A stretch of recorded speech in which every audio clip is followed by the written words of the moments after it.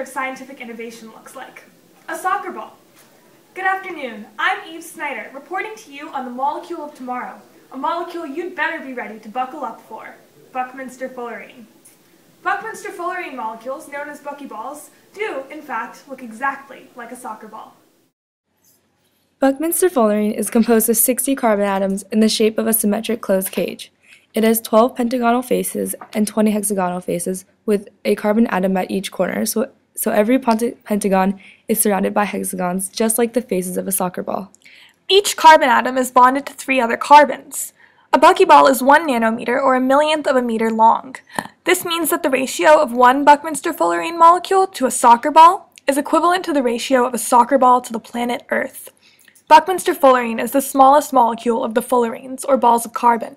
It was also the first to be discovered.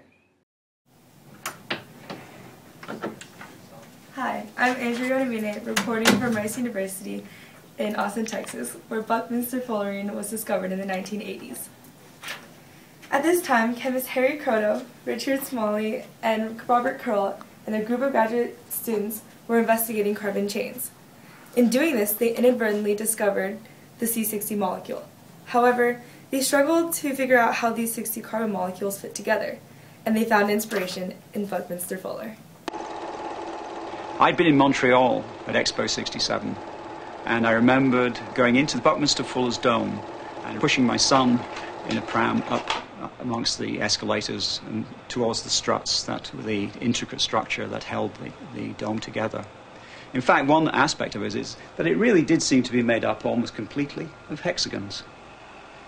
Here, after all, we had a hexagonal sheet. Maybe if we figured out how Buckminsterfuller did this, we could figure out how to curl these things around on each other. The chemist model was discovered thanks in large part to Fuller's work. Thus, it's no wonder how Buckminsterfullerene got its name. Now you're probably wondering what's so remarkable about a microscopic ball of carbon. Well, Buckminsterfullerene is amazingly useful because of its shape. The bonds between each carbon are incredibly strong, but the ball itself is hollow. This means that buckyballs are incredibly strong, but also incredibly light. But there's more. Each carbon atom is only bonded in 3 places, but carbon has 4 valence electrons, so this means buckyballs are incredibly good at conducting electricity. The discovery of Buckminsterfullerene led to the discovery of a whole family of microscopic carbon balls called fullerenes with far-reaching capabilities. At present, scientists all over the world use nanotubes made of fullerenes in new nanotechnology. The delocalized electrons make it possible for these tubes to conduct electricity at a smaller level than ever before. In the future, nanotechnology will give rise to a whole new generation of electronics. Tiny robots might enter the body to operate on our individual cells.